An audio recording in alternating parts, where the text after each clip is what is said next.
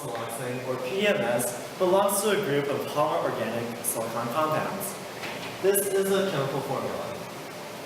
SiCH3O is the monomer, and N is the number of repeating monomer units.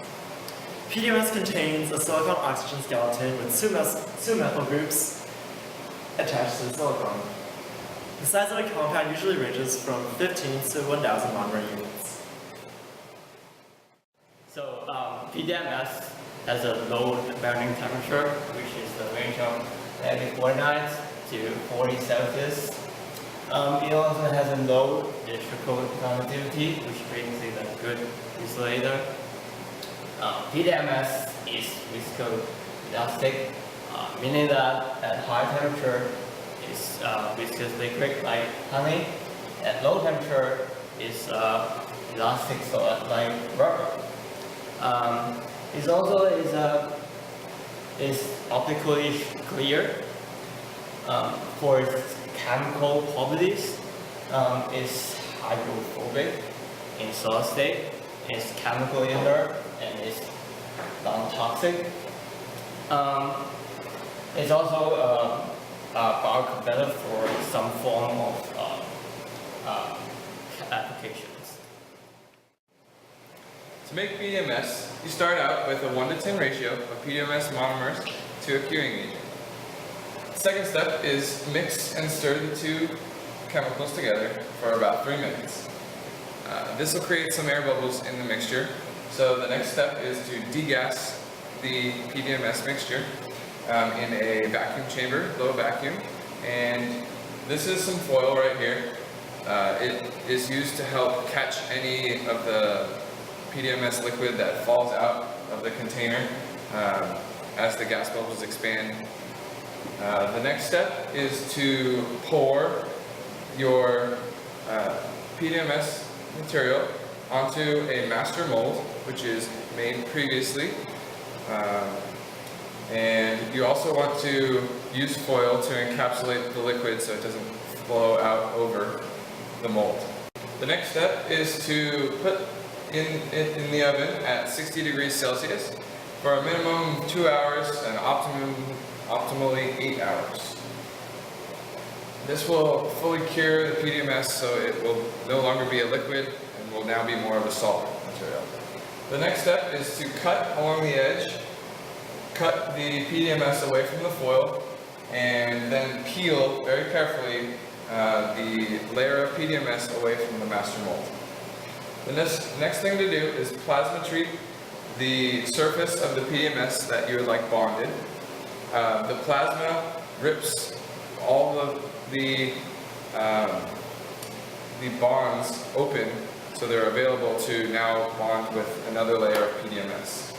So this is where you would overlap the layers and press them together to create a bond between the two layers of PDMS. The next step is to poke whatever holes you need for whatever microfluidic device that you're using. And you want to use a syringe that has the edge sharpened, and the way you can do that is with a drill bit on the end of the syringe.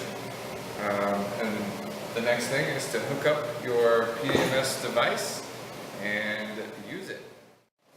Overall, PDMS is used in many different applications. It's a rubbery, transparent, water repellent, and flexible material, and it also smells kind of like vinegar. It's used as a defoaming agent in many different applications. It's also used as a sealant, adhesive, or caulk material. It can also be found in processed foods like McDonald's French fries and chicken McNuggets. It's also used for contact lenses, and as you mentioned in processing, it's used for microfluidics and soft lithography, and there's many other applications.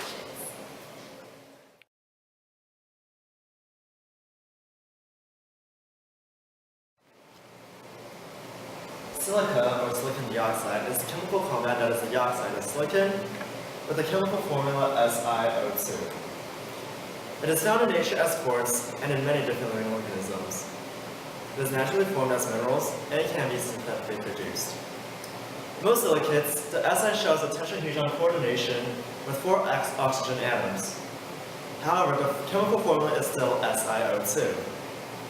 The reason for this is because in most thermodynamically stable crystalline forms of silica, the 4 oxygen atoms of SiO4 are shared with many other silicon atoms. This yields a 2:1 ratio of silicons to oxygen atoms.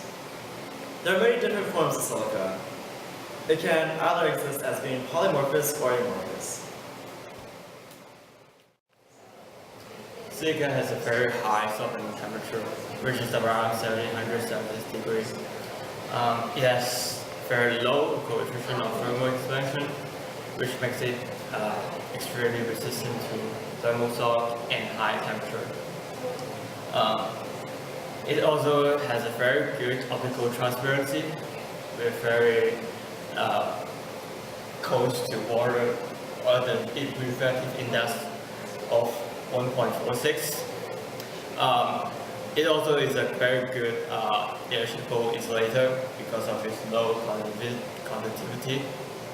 For its chemical properties, it's inert and non-toxic. Here you can see a picture of the float glass process, also known as the Pilkington glass process. This process produces high-quality flat glass for automotive and building purposes. The main component in glass is sand, composing 60% of the batch. Lime and dolomite are added to improve weathering properties, while soda and sulfate lower the temperature at which sand will melt. Cullet is another ingredient added into the furnace.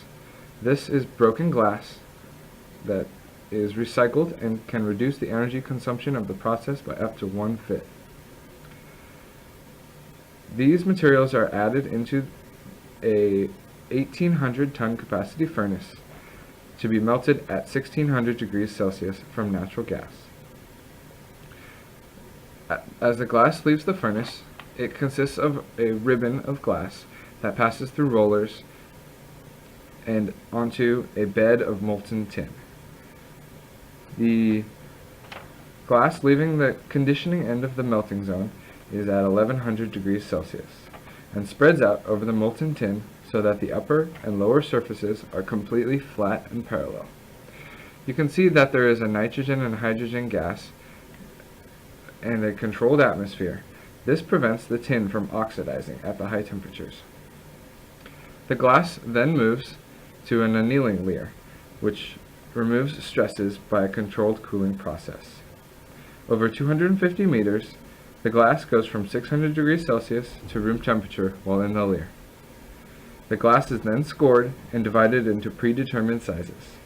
The scraps from the scoring are then turned back into cullet to be recycled. Silica glass can be used for multiple applications because it is extremely workable and reasonably hard. It is used as soda lime glass, which is very inexpensive and the most prevalent type of glass, and is categorized as either flat glass or container glass. So it's used for window panes, drinkware, bottles, any kind of container of that sort.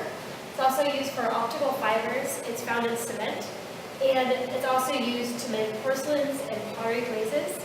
And it's also ideal for recycling because it can be easily re-softened or reheated.